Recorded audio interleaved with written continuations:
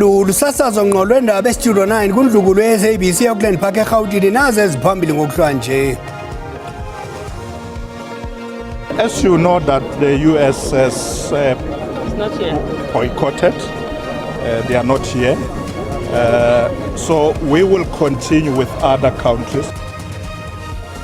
Xa ebethetha kumsitho wokuvula ingqungquthela yezentlalo ye-G20 usekela mongameli weli umemelele kwiinkokheli zehlabathi ukuba uphuhliso nenguqu zibe ngundoqo kwiingxoxo zazo.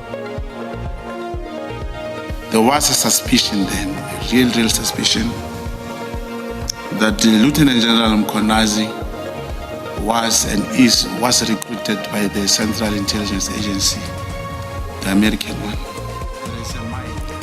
Brown Mokhoze kutsholwa ukuba lihlakani lomphatho wamapolisa osekhefini umnumzana Senzo Mchunu uxelele ikomishoni kaJaji Madlanga ukuba ikumkani yesizwe samaZulu kunye nomkomishana wamapolisa KwaZulu-Natal uNjengele Nhlanhla Mkhwanazi bagaywa ukuba basebenzele iziko lezobunhlolo laseMelika i-CIA. Umongameli Donald Trump waseMelika uthi baza kuyikhawulezisa inkqubo yevisa kubalandeli bangaphandle abanamatikiti endebe yehlabathi ka-2026.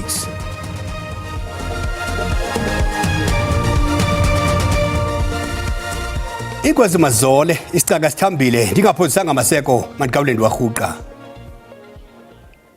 Ukungalingani ngokwenhlalo kuvakele nzulu kwaye isivumelwano sokubambisana kuluntu sibonakala siethe kwihlabathi ngokokutsho kwezithethi kwingqungquthela yezentlalo yamazwe e-G20 nebanjwe leBoksburg. Le ngqungquthela ichazwe njengomongo nesiphelo senhliziyo yengqungquthela yamazwe ehlabathi e-G20 nezaqala kule mpelaveki. Usekela mongameli Paul Mashatile umemelele iinkokheli zehlabathi ukuba zibeke uphuhliso loluntu phambili kwingxoxo zale ngqungquthela. Kanti ke ingxelo izawuphinde ilandele. Ikomishoni kaJaji Mbuyiseli Madlanga iveza ubunhlora namhlanje ngethuba uBrown Mokhoze kutsholwa ukuba lihlakani lomphathi wamapolisa osekhefini umnumzana Senzo Mchunu edanalaza izitsholo zokuba ikumkani yesizwe samaZulu kunye nomkomishana wamapolisa KwaZulu-Natal uNjengele Nhlanhla Mkhwanazi bagaywa ukuba basebenzele iziko lezobunhlolo laseMelika i-CIA. Umnumzana Mokhoze unika ubungqina kule komishoni namhlanje. There is a mine. Ubungqina bukaBrown Mokhoze ekudala bujongwe ngamehlo bomvu obuqale ngokuzichaza njengegosa elinceda amapolisa ngaphaya komdiyadiya i-conduct agent ngolwasemzini. Eli ibililinge lokucacisa ngokugudlana amagxalaba nelungu lomkhambatho lwaphulomthetho uVusikheth Matlala ekutyholwa ukuba wayemnika uMokhoze imali nawayekholelwa uMatlala ukuba ukufutshane emfuthweni womphathiswa uMchunu ngelizama ukugcina ithenda neSAPS. Oluhambo lukaMokhoze njengegosa elinceda amapolisa limkhokhelele ekubeni eve ubungqina bamahumhum ukuba i-arhente yezobunhlolo yaseMelika i-CIA ibigaya abantu ngaphakathi kweli. There is a mine in Richards Bay. But then the information as it came was that there was a suspicion then, a real suspicion, that Lieutenant General Mkhwanazi was recruited by the Central Intelligence Agency, the American one. And he actively worked for them. Relayed to us by you, this information is hearsay. And relayed to you by your source, it is hearsay. So it is hearsay upon hearsay or double hearsay. Do you agree? I do not agree. Commissioners. Umokhozi ukwathole ngelithi amaqithiqithi okuphulula aphuma kwithenda zeSAPS ahlawulwa owayesakuba ngumphathi wamapolisa umnumzana Bhekicele kunye nomkomishana jikelele wamapolisa uNjengele Fani Masemula. Zityholo ezo eziphikisa ushicelelo okule komishoni lokuba inhlawulo ezenziwa nguMatlala zazixhasa injongo zokuba ngumongameli we-ANC zikamnumzana Mchunu. Usaqhuba umnumzana Mokhozi nokunika ubungqina. Subject of recruitment. Usosiba jikelele wenzi umnumzana Fikile Mbalula uthi umongameli Cyril Ramaphosa uzakusigqiba isigaba sakhe njengomongameli. Ebethetha namajelo endaba eGauteng kulandela indibano yesiqhelo yesigqeba esiphezulu solawulo lwalombutho ngempelaveki.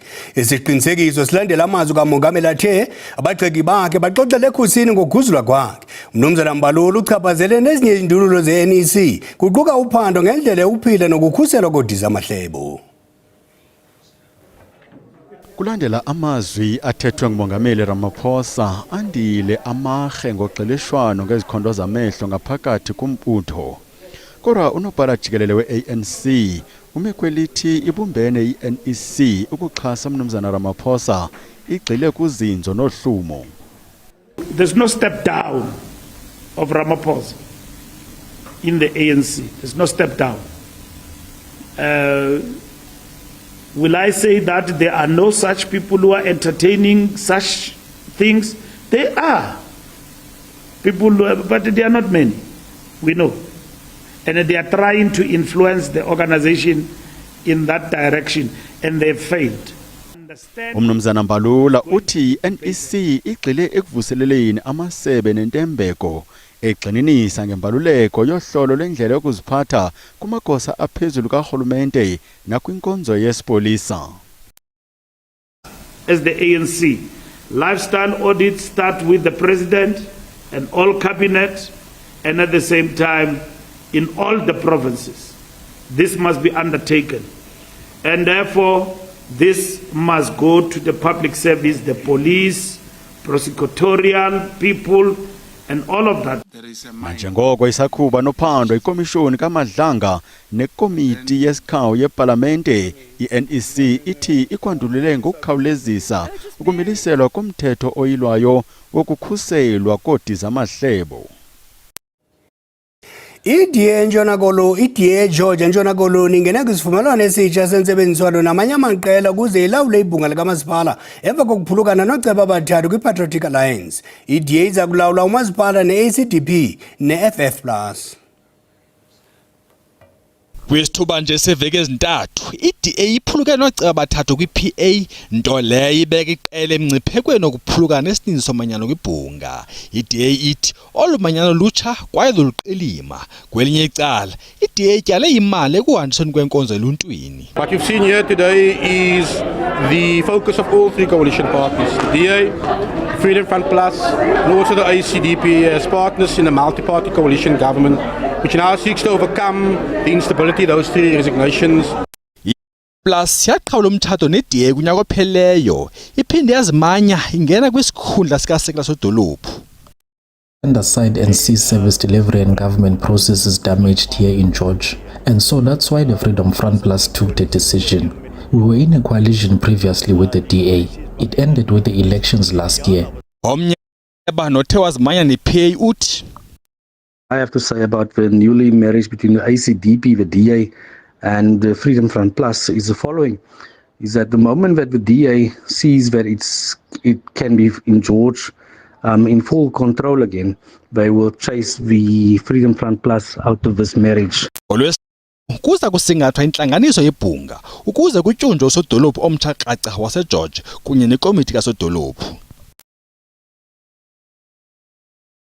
Site at www.sabcplus.com okanye ufumana i-app ye-SABC Plus ku-Apple App Store okanye ku-Google Store. Ukubhalisa uza kugcwalisa ngenombolo yakho yomnxeba. Okwenjenjalo uza kufikelela kwiinkqubo zika-SABC 1, u2 no3 ngokunjalo ne-SABC le-High kanye nomthombo weentaba ze-SABC wangalo lonke ixesha. Ukanti ke elinye ijelo elikhethekileyo kutshanje likusasazela ngqo ngengqongqothela ye-G20 ukusukela ekuphumeni kwekhwezi ukuya xa lisingisele kunina i-G20 Pop-Up Channel.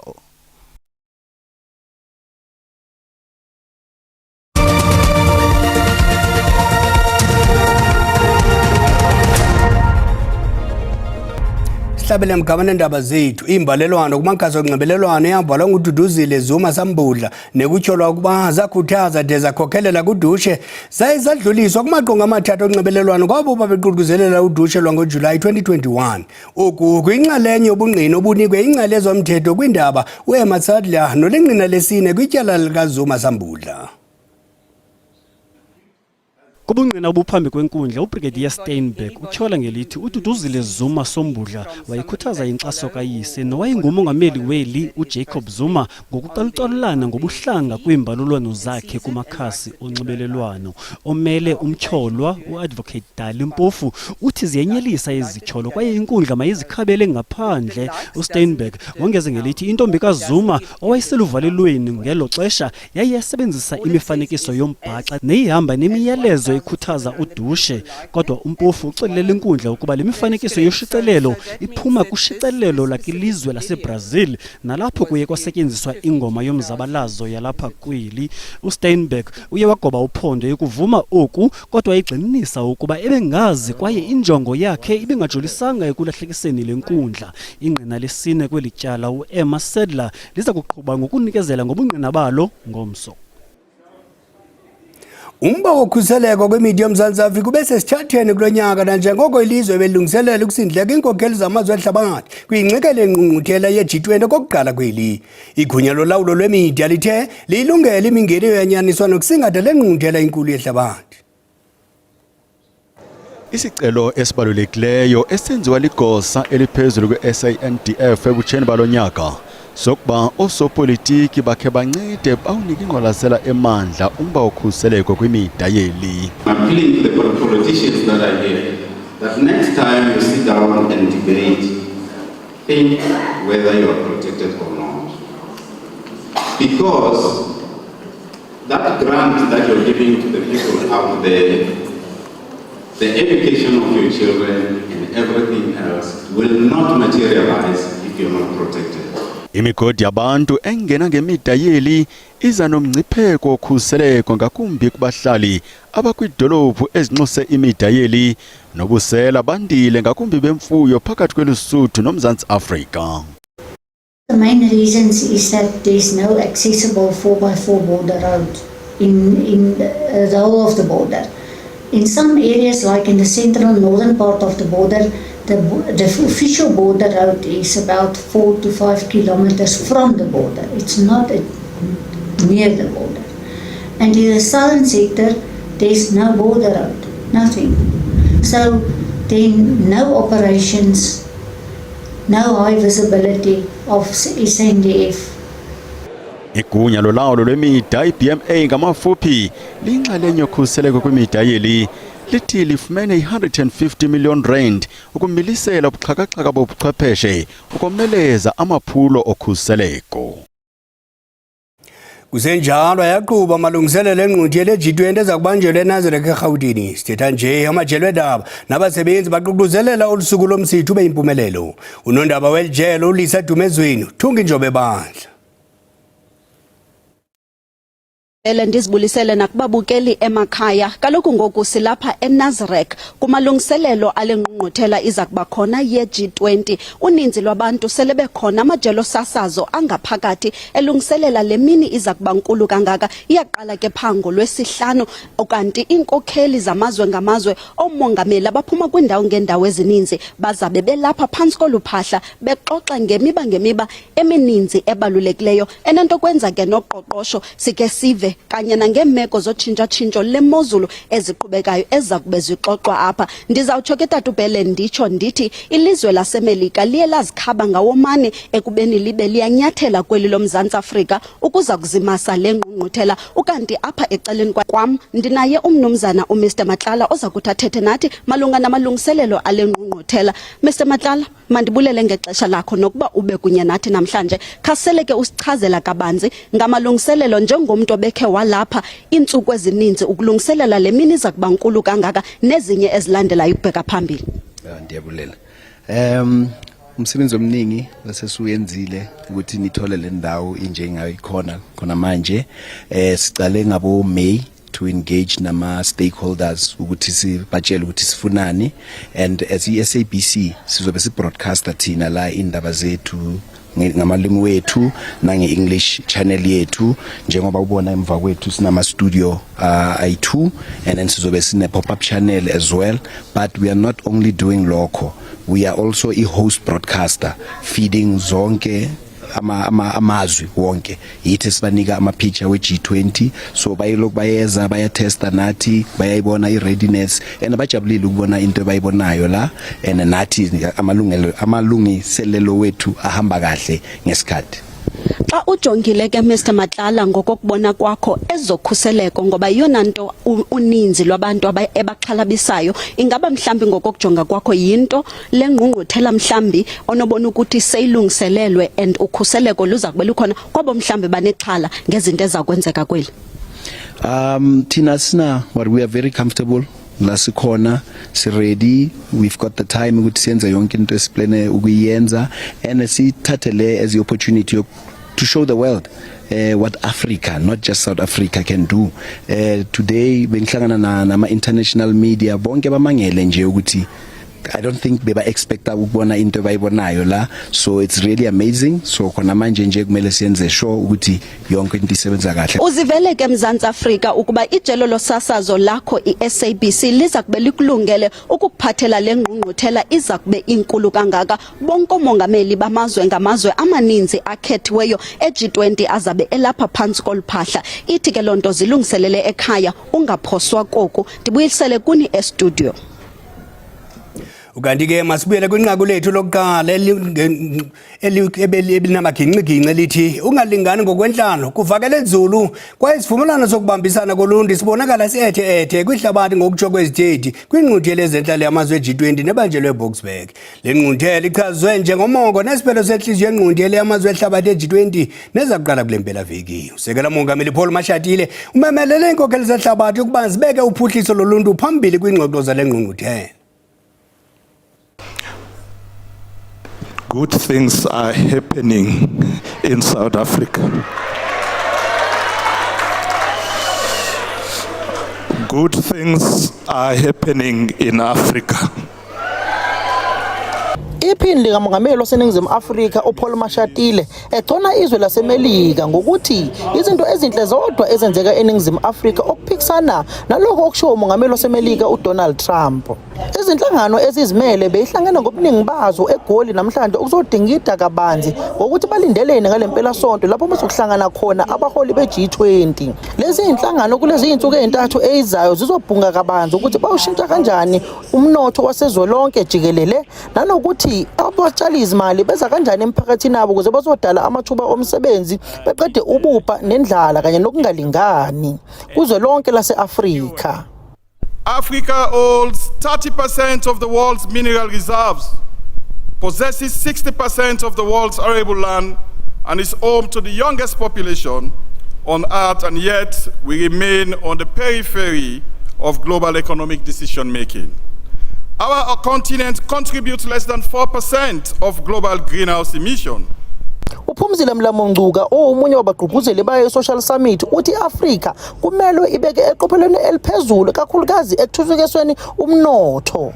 Africa is not poor. It has more than 50% of the world's arable land, so we shouldn't be having poverty and hunger. Africa is not poor. We should be able to industrialize because we have 30% of the world's critical minerals. If Africa is not doing well, it is because we are not providing leadership. Iphindile kamongameli uPaul Mashatile uthi yize iMelika ingasezi kule ngqungquthela ya G20 iningizimu Afrika kanye namanye amazwe azohlangana nabanye abaholi bayo iG20 ukuze kuzothuthukiswa umnotho wazwe lonke kakhulukazi amazwe alihlwempu. Well, as you know that the US has boycotted, they are not here. So we will continue with other countries. I'm confident that the leaders of the G20 who will be participating this weekend will consider issues coming from the social summit very seriously, because these are not issues coming from one or two organizations. You can see we had more than 4,000 delegates here, people coming from not only South Africa, but also in the African continent, NGOs globally. So this is a very important voice that should not be ignored, and I'm sure the leaders will not ignore this. uMashatile uphinde wagqugquzela bona-ke abaholi bayo i-G20 ukuthi ngaphambi bethathe iy'nqumo kumele bebheke ukuthi abantu basezweni balindeleni nanokuthi yiziphi iy'dingonqangi abazidingayo. Ngingusamkele Maseko izindaba ze-SABC ngibika ngise-Boksburg. Umbango mdiya ucima umlilo uthuna Nkanyezi kungakhala insikizi izulu liyezisa makube chosi sibehele.